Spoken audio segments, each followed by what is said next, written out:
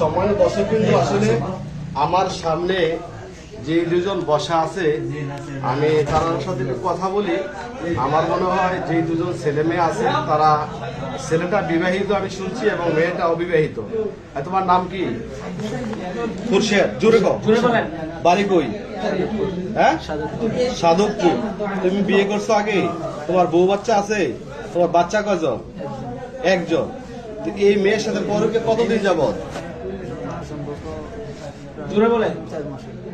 মানে তোমার বউ বাচ্চা এবং বউ থাকা সত্ত্বেও মেয়ের সাথে তুমি পরকিয়া করতেছো?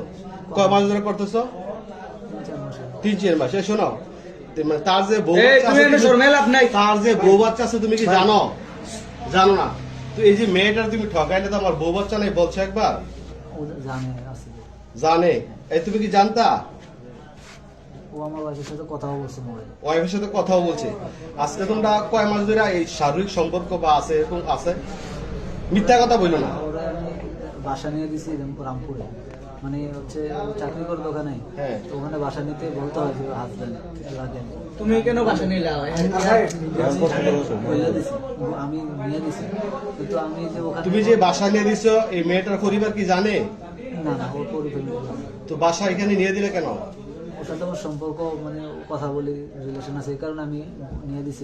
ওই বাসায় তুমি থাকো না? ওই বাসায় আমি থাকি না। হ্যাঁ, আমি আমার বাড়িতে থাকি। তুমি বাড়িতে থাকো আর মেয়েটা এখান থেকে চাকরি করে? মেয়েটা গর্ভবতী কয় মাস? সত্য কথা বলি। এটা আমি জানি না, ও বলতে পারবে। তুমি সাথে সাথে ফিজিক্যাল রিলেশন করছো না? এটা করছো, কিন্তু আমি ওদের প্রেগন্যান্ট বা কি এরকম আমি কিছু। এই তুমি কয় মাসের প্রেগন্যান্ট? সত্য কথা বলি। আমি শুনছি তুমি 3 মাসের প্রেগন্যান্ট। কয় মাসের প্রেগন্যান্ট? তোমাদের এই ফিজিক্যাল রিলেশন কতদিন যাবত চলছে বলো? তোমার শারীরিক সম্পর্ক স্বামী স্ত্রী যে মিলামিশা এটা কতদিন যাবত চলছে? 3 মাস। হ্যাঁ, মানে 3 মাস ধরে তোমরা শারীরিক সম্পর্ক করতেছো, তুমি 1 মাসের প্রেগন্যান্ট। আচ্ছা, এই যে মেয়েটার না বিবাহ না করে সেটা তুমি যে আজকে শারীরিক সম্পর্ক করছো, এটা কি ঠিক করছো? হ্যাঁ, তোমার কি হওয়া উচিত এখন বলো? আজকে তোমার এই এলাকার মানুষের তোমার এখন পর্যন্ত অস্তিত্ব রাখছে, এটা তো সবচেয়ে বেশি সুখের বিষয়। কারণ তুমি এটাকে স্বেচ্ছায় বিয়ে করবা? বলো, স্বেচ্ছাকে বিয়ে করবা? বলো। তোমার স্ত্রী ছেলে থাকলে তুমি কেন এটাকে তুমি ব্যবহার করো? তুমি বিয়ে করবা কিনা বলো?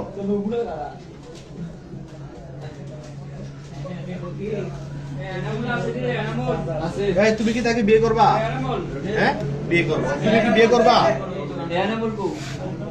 কথা বলো না কেন? হ্যাঁ,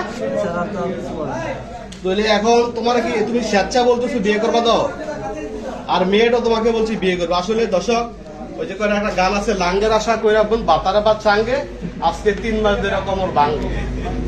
যে অবস্থা দেখলাম, এই ছেলেটা তার বউ বাচ্চা থাকা সত্ত্বেও মেয়েটাকে এমন ভাবে সে ঠকাইছে। 3 মাস ধরে একটা সে শারীরিক সম্পর্ক করে আসছে, আজকে মেয়েটাকে জীবন নষ্ট করছে।